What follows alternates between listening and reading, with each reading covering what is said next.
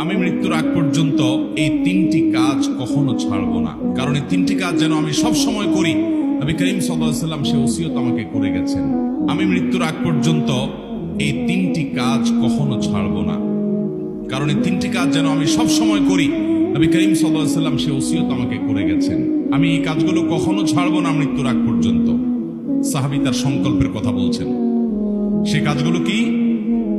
সাওমু সালাসাতি সিয়ামু সালাসাতি আইয়াম মিন কুল্লি শাহর, প্রত্যেক মাসে 3 দিন করে রোজা রাখা।